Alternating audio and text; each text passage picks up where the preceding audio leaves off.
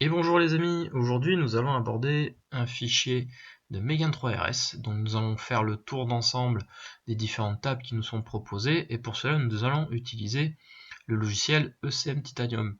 Alors petit disclaimer de début de vidéo, les informations données sont à titre uniquement indicatif, ce ne sont pas des valeurs absolues à utiliser systématiquement pour chaque véhicule, mais ce sont des infos pour vous guider dans le réglage de votre véhicule. Ensuite, c'est à vous de faire votre sauce pour que votre véhicule tourne le mieux possible ou à votre convenance. Pensez bien que si vous faites mal les choses se passeront mal pour votre moteur. Voilà, maintenant que les choses sont dites, c'est parti. Donc voici le logiciel, le driver donc ECM Titanium avec le logiciel donc MRS 7868 qui correspond en fait au checksum pour la plupart du temps. Les anciennes versions étaient exprimées en fonction de ces deux petites valeurs, 409 le software et 010 le hardware. Maintenant, il y a tellement de versions et de variantes différentes qu'il y a des identifications par checksum. Bref, qu'est-ce que nous avons ici? Nous avons donc au niveau du contrôle d'air, alors c'est pas tout à fait vrai pour les gaz d'échappement, mais admettons, nous avons donc la table de température d'échappement. Donc c'est une table qui est exprimée en régime moteur d'un côté et en pression de l'autre, donc au niveau pression de suralimentation. Donc on est en valeur absolue, hein, c'est-à-dire qu'on part de 0 à 100, donc de 0 à 1 bar qui correspond à la dépression, et donc là en l'occurrence de 100 à 1000. Et ensuite au-dessus de 1000, c'est la suralimentation. Et donc les valeurs sont exprimées en degrés, et ce sont des degrés de tolérance à l'échappement, donc en fonction du régime et de la pression. Voilà, donc dans certains cas, vous pouvez être amené à remonter ces valeurs. Dans d'autres calculateurs, c'est le contraire. En fait, il faudra baisser légèrement les valeurs. Voilà, ça va dépendre. Là, dans le cas de notre Mégane, on n'aura pas besoin d'y toucher. Dans un premier temps, la table, celle-ci, la table, cela représente grosso modo une table de débit d'air. C'est pas tout à fait exactement ça, mais bon, pareil, on n'a pas besoin d'y toucher. Ensuite, nous avons les tables d'allumage, les trois tables que vous voyez ici. Donc on a l'avance basique, la table optimale et l'avance à l'allumage du moteur. Donc l'avance à l'allumage du moteur, généralement on n'a pas besoin d'y toucher, puisque c'est l'avance pour pouvoir démarrer. Donc voilà, donc c'est une toute petite table qui reprend uniquement la température d'eau en fonction du régime moteur, qui correspond grosso modo au régime du démarreur. Donc on sera de toute façon plutôt dans ces eaux-là. Hein. En cas d'un démarreur un peu fatigué, on sera un petit peu en dessous de 200 tours. Dans le cas d'un démarreur en très bonne santé, on sera largement en dessous de 400 tours. Mais comme lorsqu'on démarre, on a le capteur de pression, donc du coup, voilà, etc., etc. Enfin bref, on n'aura pas besoin d'y toucher. Ensuite, on a les deux tables que je vous parlais. Donc on va regarder d'abord la table optimale. Alors la table optimale, c'est le constructeur qui nous détermine cette table, qu'est-ce qui se passe dans les meilleures conditions. Donc la table est exprimée, donc on a trois sous-tables, hein, comme on le voit ici, table 1, 2 et 3. Donc si je les fais défiler avec page up et page down, on voit qu'il n'y a pas beaucoup de modifications, uniquement à part dans cette zone là, dans la zone très basse de dépression. Donc on va en prendre une, on va prendre la numéro 1. Et donc elle est exprimée en pression et en régime moteur. Donc la pression, comme vu pour la pression, la température d'échappement, on est en pression absolue, c'est-à-dire qu'on part de 0 pour aller jusqu'à 1 bar, donc qui correspond à la zone de dépression, et ensuite on a tout ce qui est au-dessus de 1 bar jusqu'à effectivement 1 bar 5 de suralimentation, donc 2 bar 5 en absolu, et là tout ça c'est ce qu'on appelle la zone de pression de suralimentation.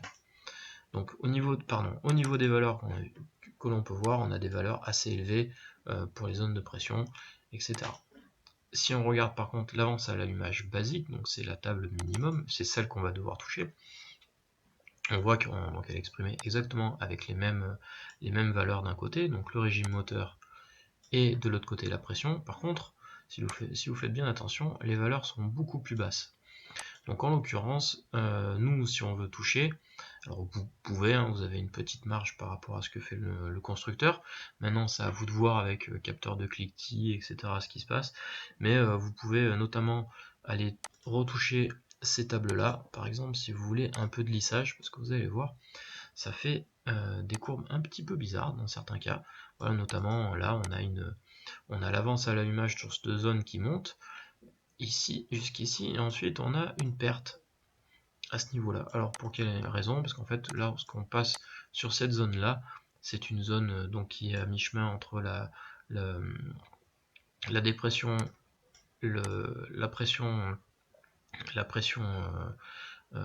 atmo et la surale.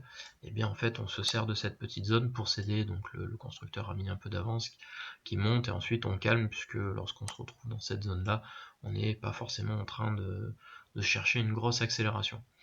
Par contre, on voit que sur ces zones-là, on a plus la pression augmente, plus l'avance diminue. Donc on pourra notamment l'aider sans forcément à chercher à faire un gros truc.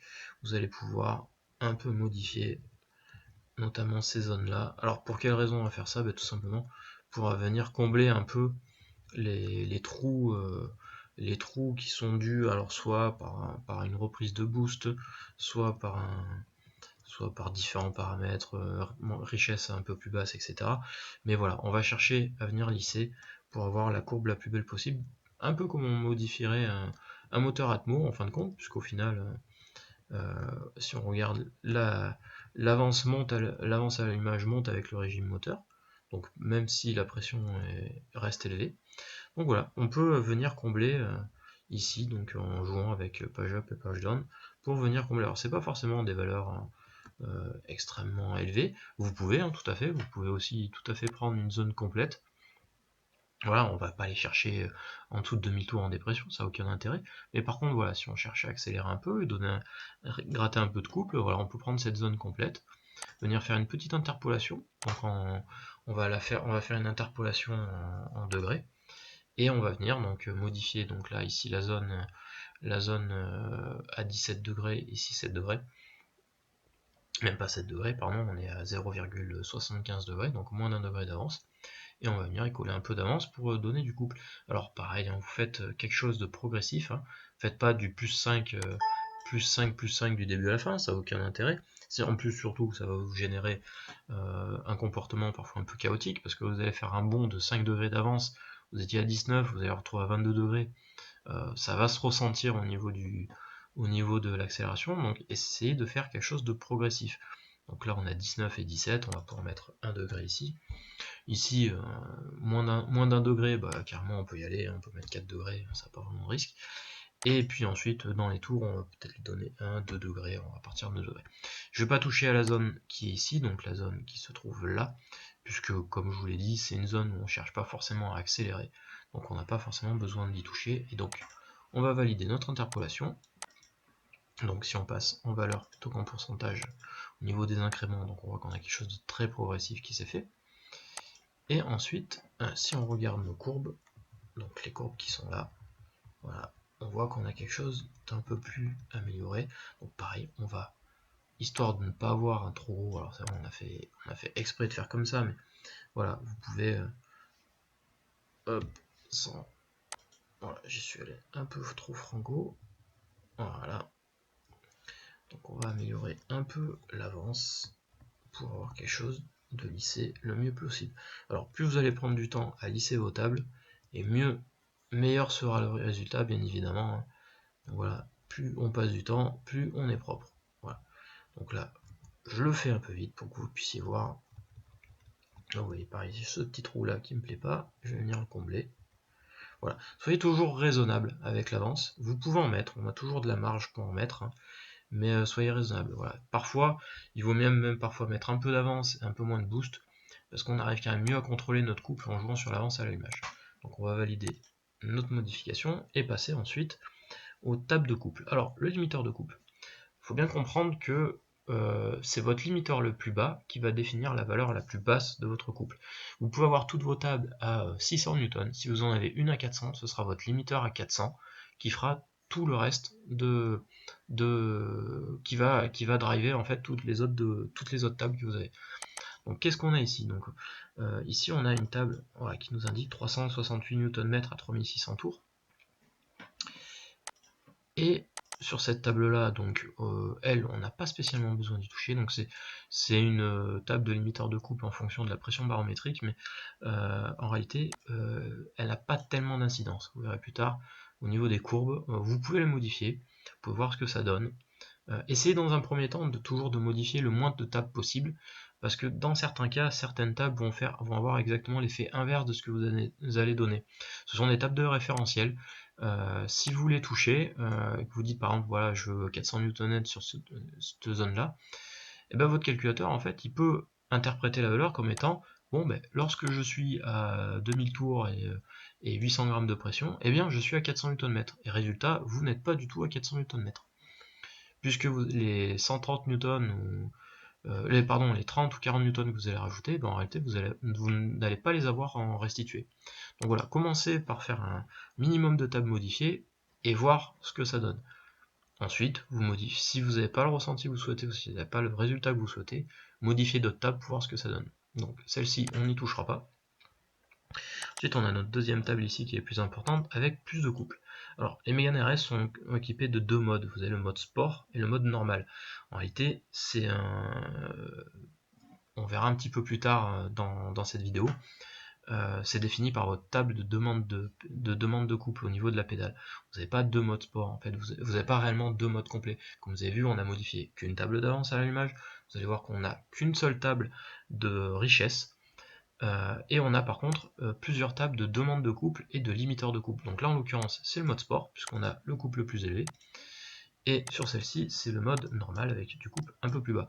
Je vais vous montrer la feuille de couple, la feuille d'origine, donc là c'est le avant-après.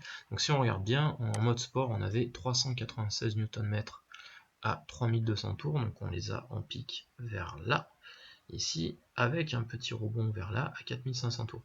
Si on regarde maintenant notre table de couple, voilà, on a vers 4500 tours notre petit pic. Alors on a notre petit pic en bas, vers là, comme on l'a sur notre table de puissance, hein, voilà, sur notre courbe, on l'a ici.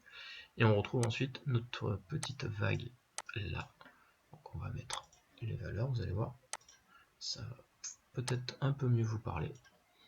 Voilà, pas forcément, mais bon. Voilà, vous avez la montée du couple. Et ensuite,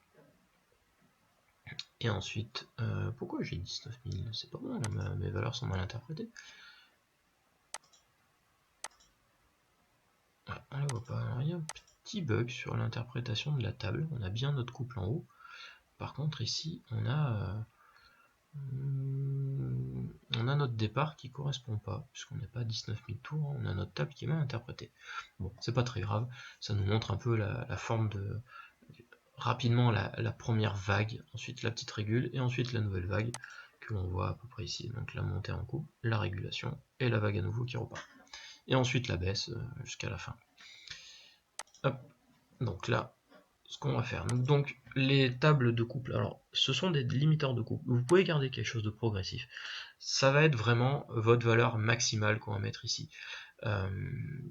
Si sur ce véhicule par exemple on voulait 490 Nm, eh bien, alors vous avez plusieurs façons de faire. Soit vous prenez votre table et vous montez par incrément jusqu'à 490 Newton.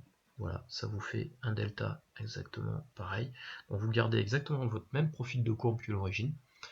Simplement on a fait un incrément de 25%, hein, quasiment 24-25%. Soit vous pouvez aussi faire quelque chose de moins progressif. On va dire carrément, hop, je veux 490 dès le début, un maximum et le plus tôt possible. Voilà, en apportant toujours un peu de progressivité, si vous le souhaitez. Ou alors carrément, vous pouvez même carrément mettre 490 newtons partout. Voilà, vous verrez que de toute façon c'est une table de limiteur de couple, ça va être notre demande qui va nous faire la restitution, notre demande de couple. Donc là on a notre premier limiteur à 490, Notre mode normal, et ben voilà, lui on va l'augmenter aussi. Alors mettons, je préfère avoir 450 Nm sur celui-ci, un peu moins que le mode d'origine, donc je vais mettre 450. Pareil, on peut le faire en mode agressif, mode plus souple, etc. Vraiment, vous pouvez modeler votre table comme vous le souhaitez, et ensuite vous l'affinez en fonction de votre restitution réelle. Voilà, et comme je dis, c'est une valeur maximum, c'est-à-dire que le calculateur vous empêchera d'aller au-delà de cette valeur, mais si vous n'avez fait que cette modif là, il ne se passera rien au niveau du couple restitué. Si vous modifiez sans modifier les demandes de pédales, vous n'avez pas plus. Donc on a vu les limiteurs ici, donc on a un limiteur qui est un peu plus bas, celui-ci on ne va pas y toucher. Pareil pour celui-ci, voilà, on a des valeurs qui sont assez basses, on ne va pas y toucher. Celui-ci, clairement, on voit que c'est pas un limiteur qui vous limite, hein. 1000 Newton, on n'y arrivera pas. Hein. Ensuite, sur celui-ci, 1000 Newton, pareil, on ne va pas y toucher. Et on a celui-ci, donc c'est votre limiteur de couple en fonction de la vitesse. Donc on a remarqué qu'on est à 400 Nm jusqu'à 32 km/h et 400 de 32 à 255 km/h. Donc là, pareil, si on ne le modifie pas, on n'aura pas tout ce qu'on souhaite. Donc le mieux est d'aller augmenter votre couple au max, par contre, puisque là, on va limiter pour tous les modes, donc mode sport, mode normal. Donc nous, ce qu'on veut, c'est avoir un mode sport qui développe 490, un mode normal qui développe 450. Mais voilà, il nous faut au moins 490 pour que cela puisse fonctionner. On enregistre les valeurs. Alors là, c'est un facteur.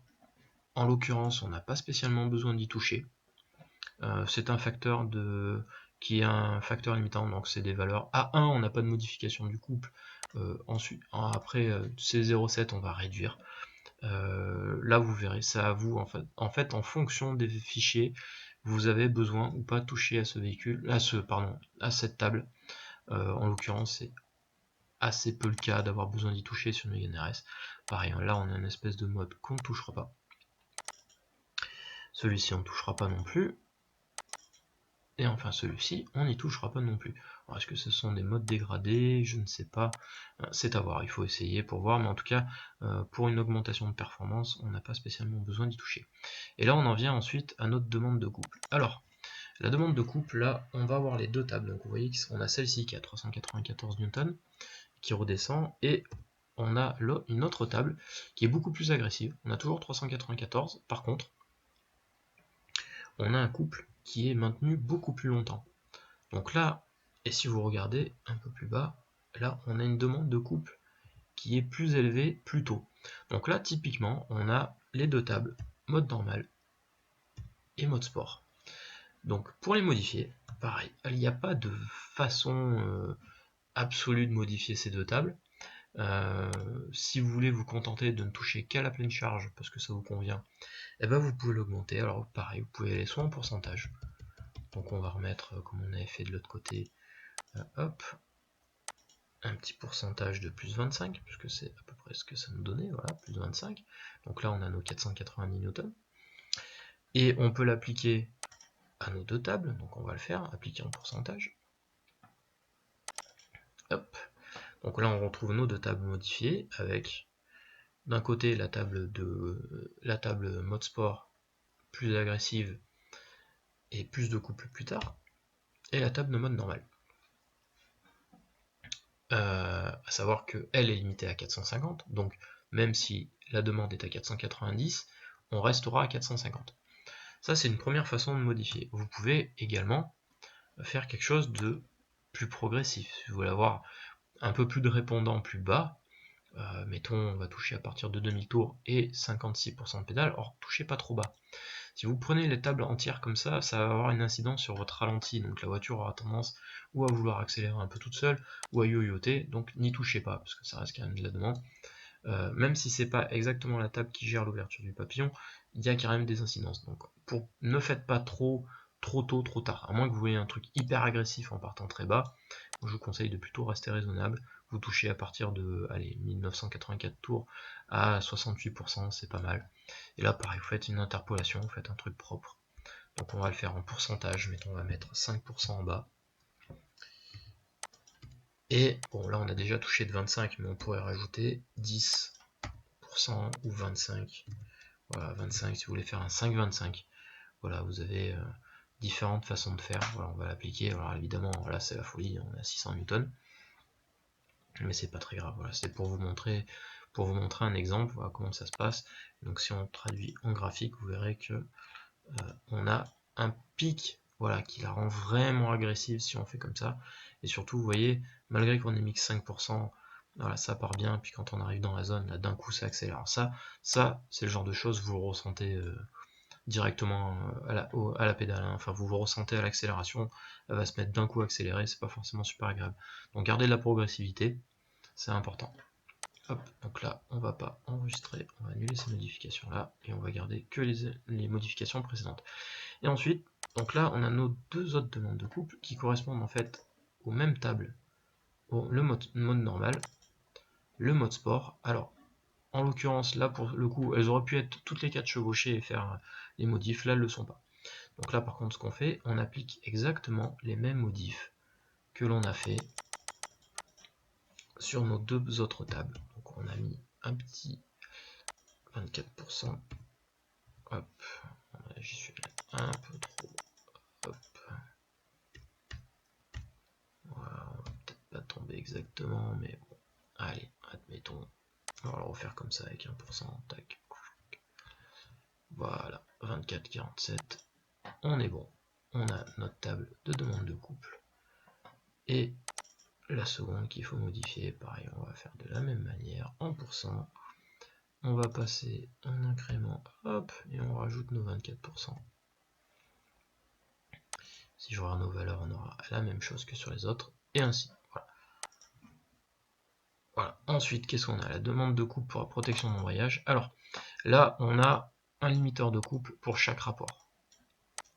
Et là, on voit que on est clairement limité de la première à la quatrième.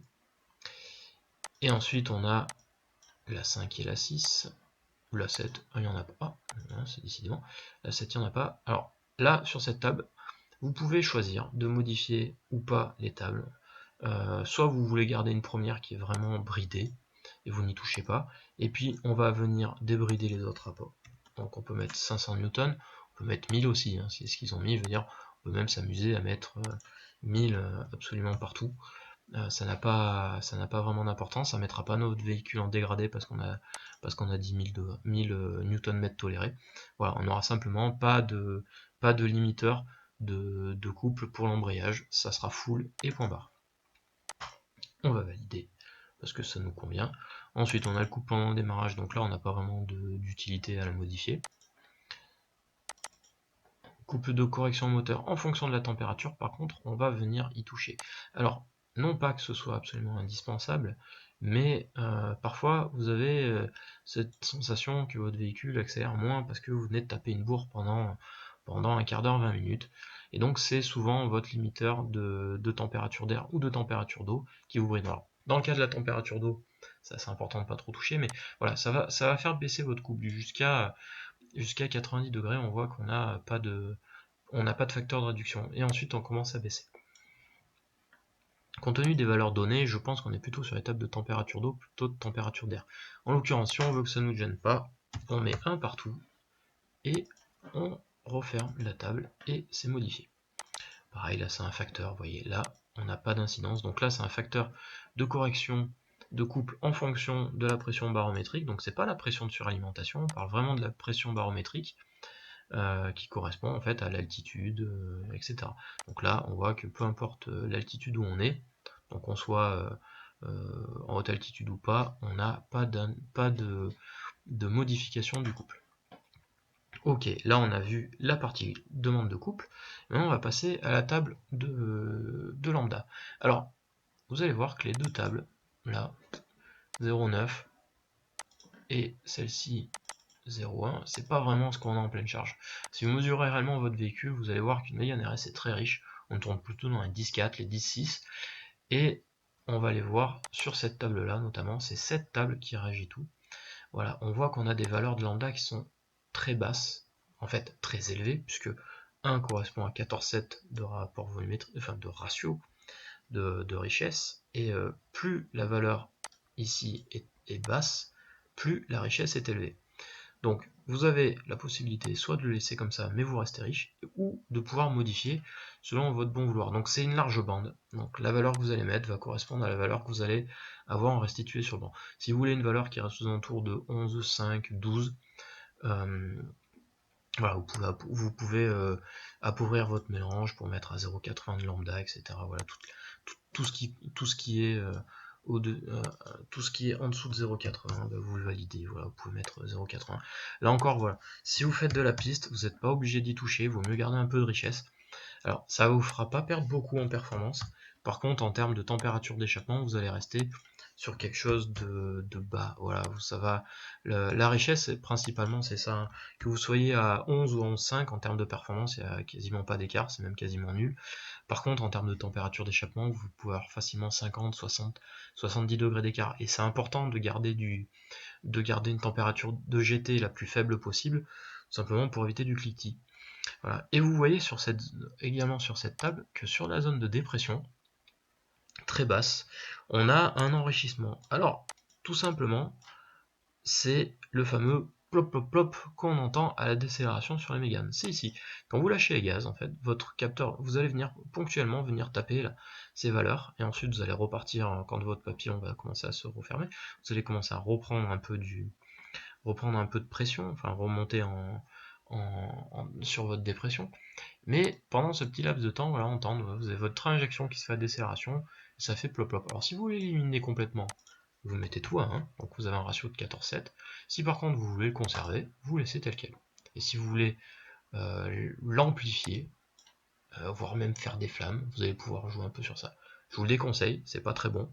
Le pop and bang et compagnie, tout ça, ce sont pas des choses qui sont forcément très bonnes pour votre moteur. Mais voilà, libre à vous de faire ce que vous voulez, c'est vous le maître aujourd'hui. On va quand même conserver nos valeurs. Hop, et on va regarder les autres tables. Donc lambda désiré, un partout, pas d'incidence. Pareil, un partout. Voilà. Et un partout, voilà, ce sont pas réellement. C'est pas la lambda désirée en fonction de la charge, ça va plutôt correspondre à des valeurs régulières. Alors ils mettent un partout parce que c'est plus simple. Voilà. Mais au moins voilà, quand vous passez en pleine charge, quand vous passez réellement en pleine charge, vous accélérez, vous êtes sur cette table là. On a une table, ça c'est assez nouveau, table demandée pour l'alcool. C'est la première fois que je la vois, on va pas y toucher.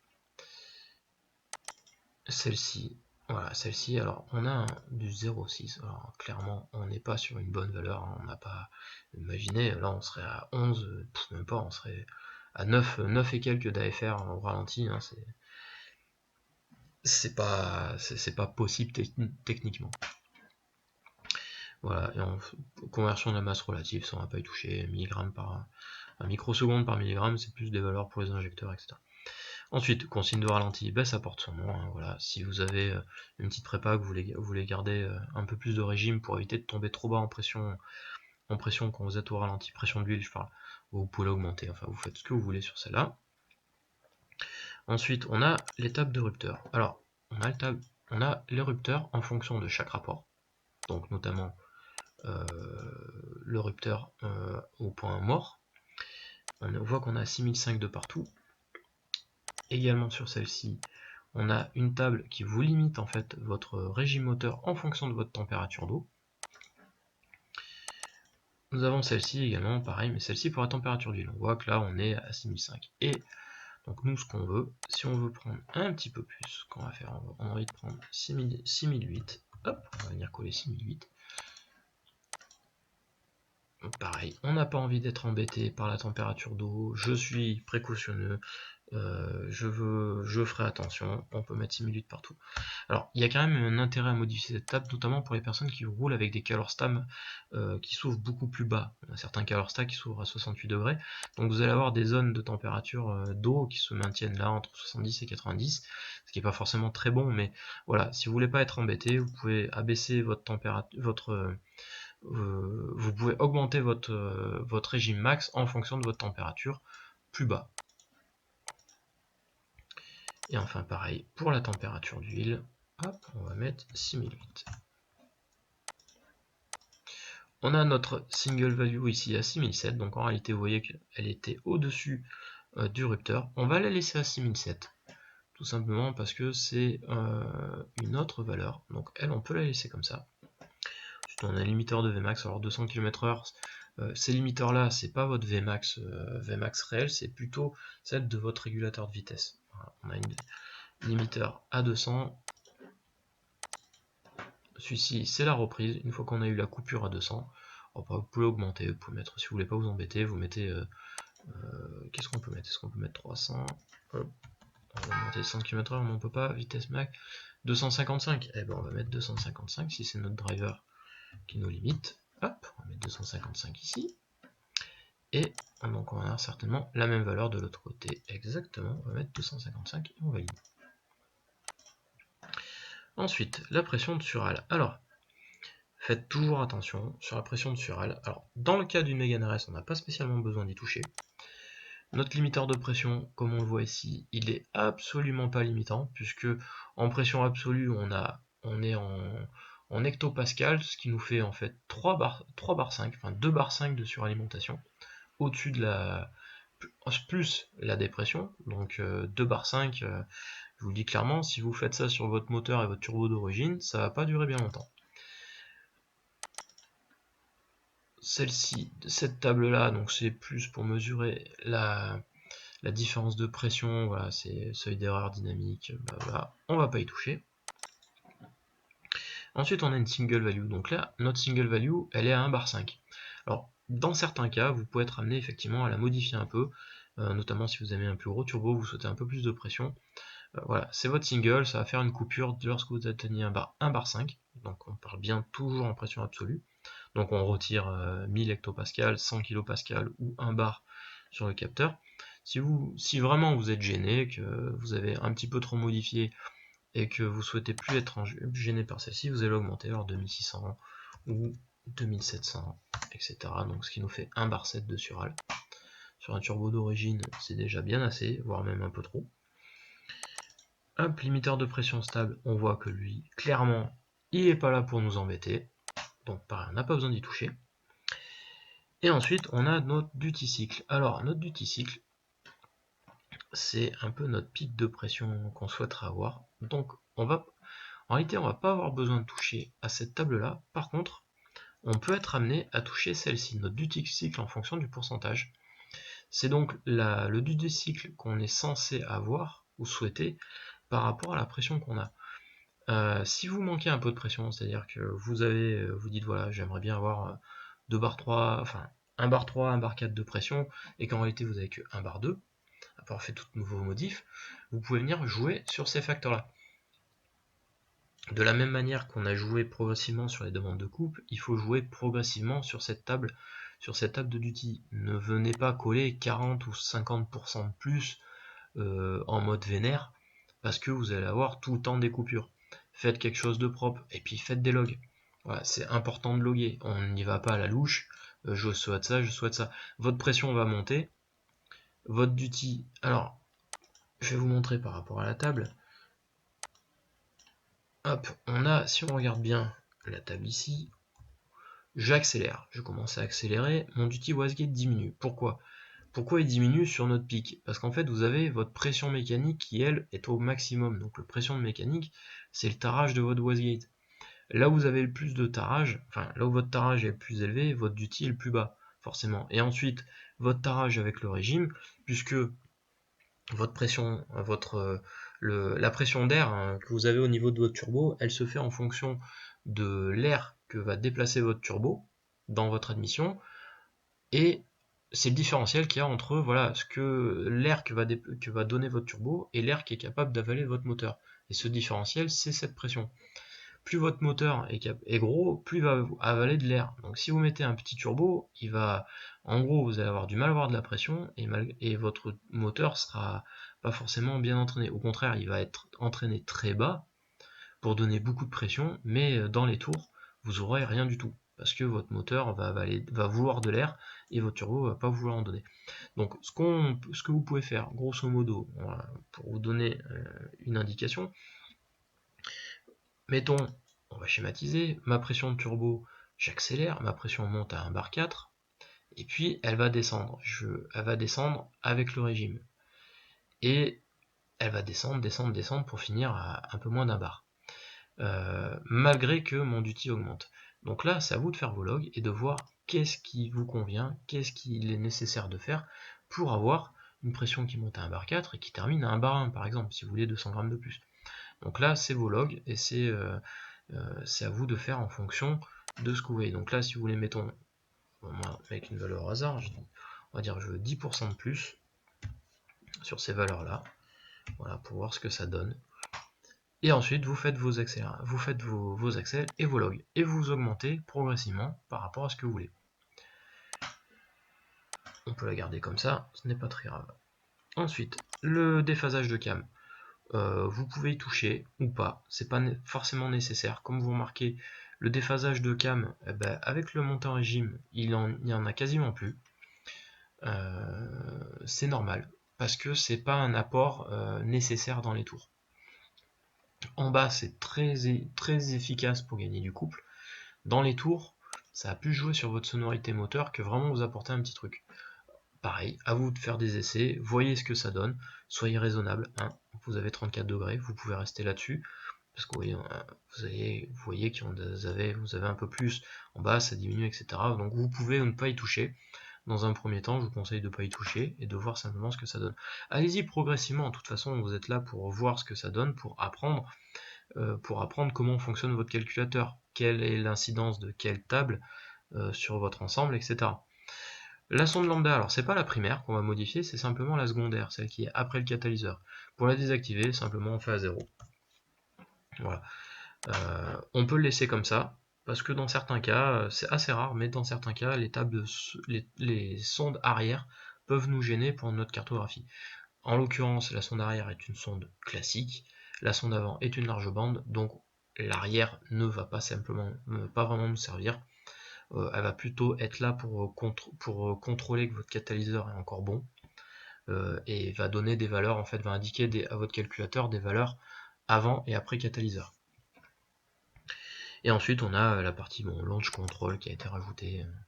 Voilà, launch control, c'est un rupteur limité à 3500 tours jusqu'à une certaine vitesse, et en l'occurrence la vitesse c'est 5 km/h. Donc en gros, dès que vous commencez à partir, votre rupteur à 3005 qui se désactive. Si vraiment vous voulez garder un launch qui fonctionne pour vraiment vous aider à motricer un maximum, à vous de déterminer quelle est la vitesse idéale pour lâcher complètement le régime moteur. Mettons à 15, 16 km/h, 20 km/h. Et ensuite, pareil, vous voyez quelle est la valeur idéale à donner pour votre launch. Voilà, pareil, ce sont des essais, il faut essayer. Voilà, j'espère que cette vidéo vous aura bien servi. Je vous mets en description les deux fichiers, donc l'origine et ce fichier qu'on a fait ensemble. Dernier conseil, n'utilisez jamais pour votre véhicule un fichier que vous avez récupéré sur internet. Là, je vous donne les fichiers, c'est pour vous faire une idée. Travaillez toujours sur le fichier que vous avez extrait de votre calculateur, de votre véhicule. Ne prenez jamais un fichier pris au hasard. Vous avez de très gros risques de planter votre calculateur. Et ensuite, c'est fini. Votre calculateur est planté, c'est carafe. Si vous n'avez pas le matériel nécessaire pour restaurer un backup correct en ouverture, vous êtes grillé. Donc voilà, travaillez toujours sur votre fichier d'origine. Modifiez celui-là et ne flashez jamais quelque chose que vous avez trouvé au hasard sur internet, même si le fichier que vous avez eu provient d'une enseigne connue, provient d'un gars qui l'a mis sur sa bagnole et que si ça marche super bien, etc., c'est la folie, 500 chevaux, blablabla. Ne prenez pas ce fichier-là. Prenez votre fichier, travaillez sur votre fichier, réinjectez votre fichier avec vos modifications. Voilà, je vous souhaite à tous un bon courage, amusez-vous bien, profitez bien, soyez raisonnable, faites les choses de manière raisonnée, allez-y progressivement, ne cherchez pas à faire de suite un truc de folie. Voilà, faites attention et prenez soin de vous.